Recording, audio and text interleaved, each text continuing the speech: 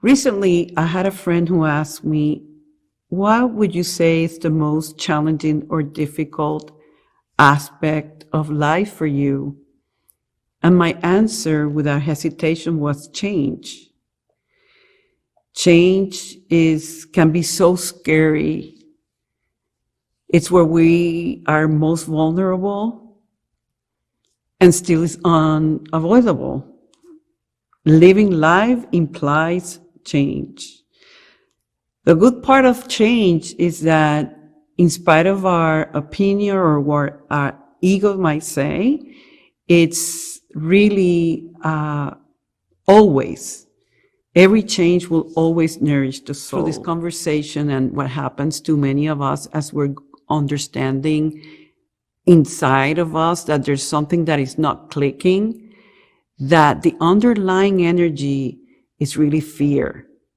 It's fear that we find ourselves in what I like to say, it's the land of the unknown.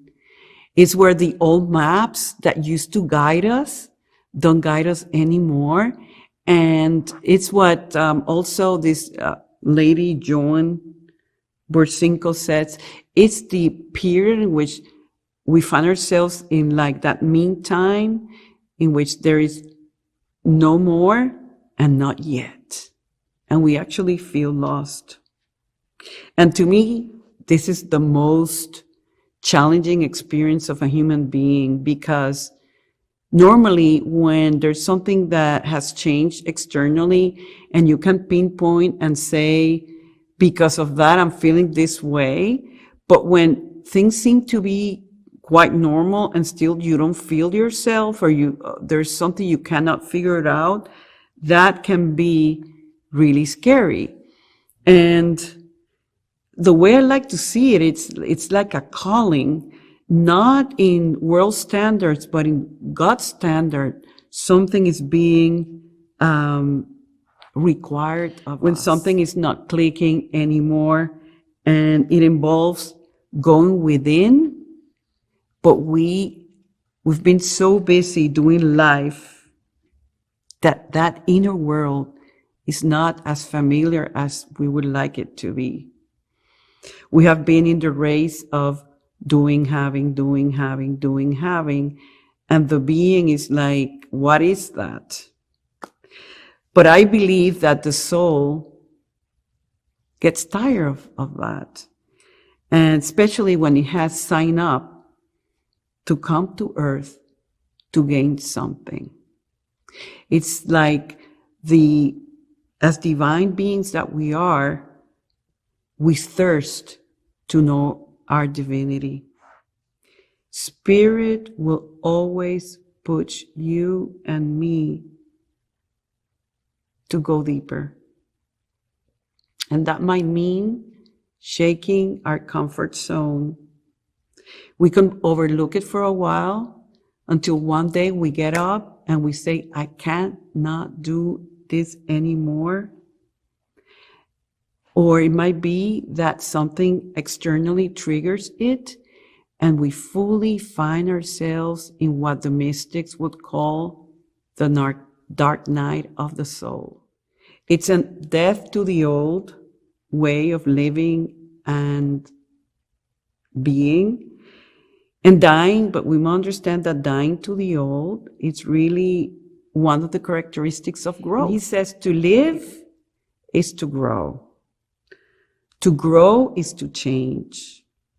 And to change is to die to the old. It does involve pain. And then our resistance to the change makes it worse. I love when the Buddha used to say that it is not change that causes suffering, but our resistance to change that causes suffering. So the call today, or the message today, is to not resist the change by becoming aware that even if we cannot see it then, there is a gift waiting to be revealed. It means that we're growing. It means that we are expanding.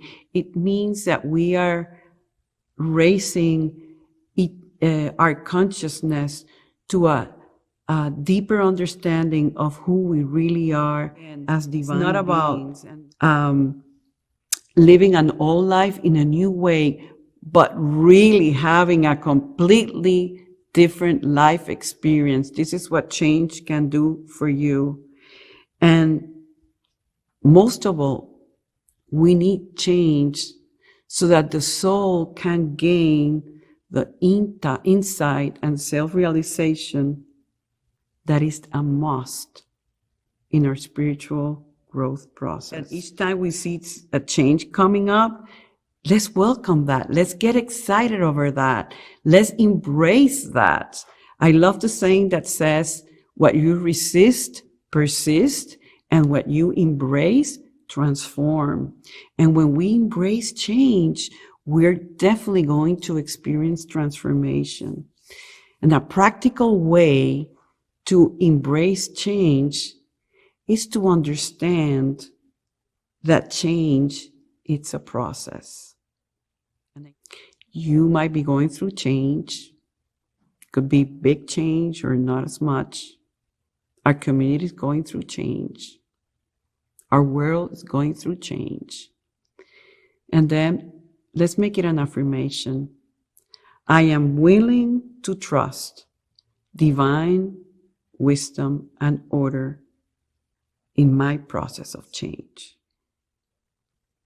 And as we trust, as we allow for the natural development of that change, we're going to definitely be taken to a sacred destination.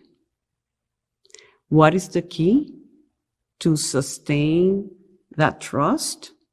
The spiritual practice, our prayer time, that opens up some other channels in which we are fully in tune with our divine presence that shows us what is ours to do and what is not.